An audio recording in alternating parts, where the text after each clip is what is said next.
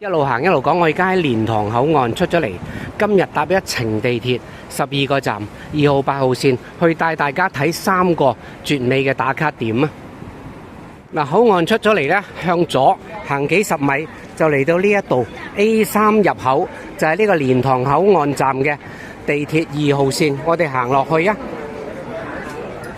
落到嚟月台就見到呢個8號線往溪涌啦，咁我哋呢就係2號、8號線係一樣嘅，咁我哋喺呢個8號線往溪涌呢，就去到最後一個站之前嗰個站呢，就係小梅沙啦，喺嗰度落一程過唔使轉車嘅40分鐘車程，我哋嚟到小梅沙站嘅 C 出口，我哋行前20步到呢，見到呢啲藍色嘅牌，咁呢度就寫住小梅沙海洋世界，有個箭嘴，我哋跟箭嘴行出去啊！咁我哋要行幾十米呢啲咁嘅建築物底部嘅陰暗啲地方，然後呢就會見到呢一個廣場啦，近海廣場。咁我哋貼住右邊行嘅。嗱，我哋向前一路行呢，你見到呢，我哋回望翻左邊都有啲地方食嘢嘅。咁我覺得呢邊選擇性係唔多嘅，最好呢就可以考慮呢喺蓮塘食完晏呢，然後呢先至搭車過嚟。咁嚟到呢度呢，就可能係3、4點啊，咁然後呢，你行到去呢，就可以睇黃昏日落啦。頭先我講嘅絕美打卡點呢，就係包括第一就係藍綠變色嘅玻璃海，第二呢，就係紅白相間嘅古燈塔啦，第三呢，就係海天一色嘅日落美景。嗱，我哋行進咗呢個大廈旁邊，又見到個麥當勞牌啦，咁我哋呢，就沿住個麥當勞牌嗰個樓梯上去啊。嗱，睇住麥當勞個牌呢，我哋一路上嚟啦，上到嚟我哋就會見到小梅沙海洋世界嘅。我哋過馬路，嗱，我哋過咗馬路對面就係小梅沙海洋世界咯。咁我哋唔入去呢個收費地方嚟噶，我哋呢就係沿住佢嘅旁邊，咁一直向前行啊。我哋一路向前行呢，右手邊依然係海洋世界。咁呢條路呢，就係鹽梅路啊。我哋咧沿住呢個鹽梅路咧向前行多少少。嗱，我哋一路向前行啦，見到呢度咧，我哋要微微右轉，咁但係其實唔會迷路嘅，因為都係一條路嚟嘅啫。喺呢度講多幾句咧，今日行嗰啲景點咧，如果你係陰天、雨天、落雨咧，你就唔好去啦，因為你乜嘢都睇唔到，咩都影唔到嘅，唔過癮嘅。你係等呢烈日當空嘅大熱天時咧，你啊行啦，記得咧就係幾公里嘅路啦，7.7公里嘅全程啦。我哋係由小梅沙站行到去溪涌站，咁就7.7公里啦，大致上90%都係冇遮陰嘅地方嘅，咁所以你記得帶遮或者做好防曬啦，自己準備。嗱，八下卦呢度就係海洋世界，頭先我哋經過嗰度咯，你睇下人山人海嘅。嗱，我哋一路向前行呢，就嚟到呢一度鹽田海濱綠道觀景台啦。呢度都幾靚嘅，呢度望出去。不過我哋唔需要喺呢度睇嘅，咁我哋可以落一條好企嘅樓梯咯，落去下面睇咯。呢度有24小時自助服務，即係如果你唔夠嘢飲呢，你喺度買咯。小心啲樓梯嚇，唔係好明顯嘅，有啲企㗎，小心嚇。行完呢100級樓梯之後呢，我哋就嚟到呢個海濱棧道啦。呢個都係好靚嘅打卡位嚟，值得喺度停一停啊！你睇下，嗰邊係小梅沙嗰個沙灘，大梅沙見唔到嘅，喺呢個山丘仔嘅後面。呢度沿途都好靚嘅，咁佢就係大約2點幾公里度呢，就去到而家呢。見到呢個棧道嘅盡頭嗰度呢，就係叫做背仔角嘅。背仔即係我哋香港人講嘅孭仔咁啦，背住個仔。咁我哋係沿住呢條棧道欣賞呢個海景。咁呢度呢，就一路見到其實香港啲山啊，大帽山啊、八仙嶺、黃嶺啊、馬鞍山啊，呢邊連蚺蛇尖啊嗰啲都見到嘅，好犀利嘅。而家面對正前方呢，篤篤嗰度呢，就係呢個叫做背仔角啦。當年啊，1980年之後呢，就係深圳特區嘅發展啦，就係背仔角就係最東嘅地方啦，即係成個深圳最東嘅一點啦，就係背仔角。我而家行緊過去。呢度都有啲好笑，度度都有嗰啲咁嘅警告牌啦，就叫你禁止下海、禁止攀越欄杆。咁但係呢，就係度度都有人呢爬咗落去咯，玩水咯。嗱，嚟到呢度咧，睇睇呢個艇啦，你認住呢個艇啦。咁因為佢旁邊咧係有一條樓梯上去嘅，喺呢度上去咧就係嗰個望海圖書館啊。一陣間我哋翻嚟都會上去嘅。而家我哋直去咗個燈塔先。我哋就嚟到燈塔啦。呢度睇下個海，就係陽光嘅金光閃閃反射入啲海度咧，就係我哋所謂嘅藍綠果凍海水咯。遠望嗰度係鹽田港。呢度人都唔少啊！沿呢條棧道一路行到尾就係呢一個燈塔啦，紅白相間嘅燈塔啦。有冇日本風啊？佢呢個係1906年啊，120年前咧起嘅喎，係古燈塔嚟嘅，深圳最古老嘅燈塔之一啦。幾靚！好啦，我哋離開個燈塔啦。呢度有公安設備嘅喎，即係保障你一定有一定嘅安全啦，即係有晒監控。好啦，我哋喺呢度咧行翻轉頭幾百米咧，就去翻頭先我哋嗰個艇啊，旁邊有條樓梯嗰度咧，我哋就上去一個比較有特色嘅圖書館咧，叫望海圖書館。佢好特別嘅，佢係用集裝箱做成嘅，即管上去睇下點。喺燈塔行翻出嚟百零米咧，有一個咁嘅景觀，同埋咧係有一個咁嘅艇。我哋行去第二個艇，我哋先至上樓梯去呢個望海圖書館。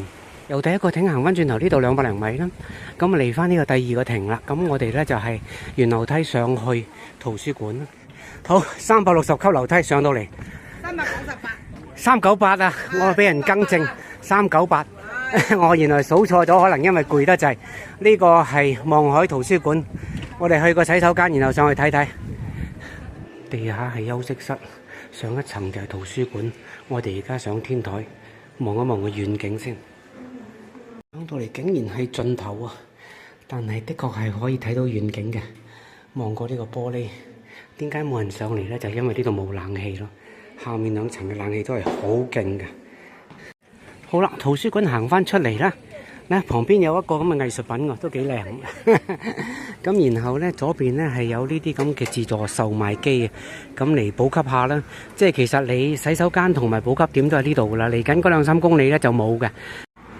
沿馬路邊咧行咗50-60米度啦，見到個牌就係鹽田綠道啦。我哋繼續向前行啊，再行前少少咧，右手邊見到呢一個好似紅牆綠瓦咁咧，呢個係叫做港深投資有限公司喎，好奇怪嚇個建築物咧，同埋嗰個名稱咧，好似有啲唔匹配咁。咁啊唔緊要，我哋見到呢度有啲黃色欄杆啦。其實咧，我哋左手邊呢個山上面嗰啲咧係墓園嚟嘅，咁即係證明呢度風水好啫，即係無他嘅。呢啲係華僑墓園啊！我本來想盡快行翻落去海邊，但係咧原來係就係海邊。你頭先行入去咧就係墓園嚟嘅，所以我行翻出嚟啦，行翻呢條深葵路，跟住馬路旁邊繼續向前行啦。我沿馬路邊一路行過嚟呢，有一個咧比較大型啲嘅露天停車場啦。咁然後呢，行過嚟呢，就係見到有個藍色嘅牌，就寫住觀海棧道50米，即係都係溪涌方向嘅。溪涌就係2公里啫。咁但係呢，我哋首先行咗棧道先。好啦，我哋走翻入棧道之後呢，就發覺呢，四圍都係人喺度影海景喎。冇辦法，因為而家咧係近日落嘅。頭先喺嗰個紅白燈塔嗰度咧，已經好多人坐定喺度等日落去影噶啦。呢個下面咧就係貝仔角沙灘，未開發嘅沙灘嚟嘅，就所以免費。開發咗我諗又收費嘅。好，我哋見到呢個欄杆攔住啲車入嘅，我哋咧就落去睇睇。咁啊，主要係睇睇個海灘啫。落到嚟下面呢，呢個景觀又好開揚喎，有個民宿，有個餐廳，然後呢，就係見到呢度波濤洶湧嘅貝仔角沙灘，未開發嘅沙灘，所以呢，呢度有晒啲欄杆啊、鐵閘嚟啊，唔俾你擒落去啦，真係幾靚。好，沙灘上返嚟啊，繼續向前行多幾十米呢，就嚟到呢一條呢，就網紅打卡橋啊。呢個叫做雲橋觀景平台啊！你睇下幾多人喺度影相打卡，都算幾靚嘅。咁啊，不過呢，就人好似多咗少少，比較要呢，就係即係爭取靚嘅機位先得。但係呢度呢，望海就真係一流啦。好啊，離開咗雲橋之後呢，我哋就繼續行呢一條呢冇咁近海嘅棧道啦。咁就好似咧小梅沙開始嗰一段嘅海濱棧道呢係靚好多咯。而家呢一段呢，就係因為佢離個海太遠同埋樹木比較多呢，好似爭少少，所以你有一個選擇呢，就係去到呢頭先望海圖書館嗰度呢，咁你就係打車走啊。有好多人咁做㗎，佢哋會夠膽騎嗰啲電奴啊、電女啊。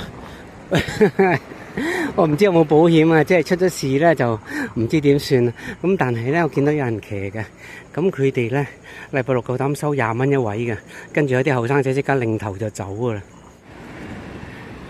5點鐘左右睇呢個黃昏日落嘅景呢，真係唔錯喎，因為嗰啲陽光呢，斜陽照落去呢啲紅色嘅建築物啦，呢個聖詩，我哋好近呢個溪涌站噶啦。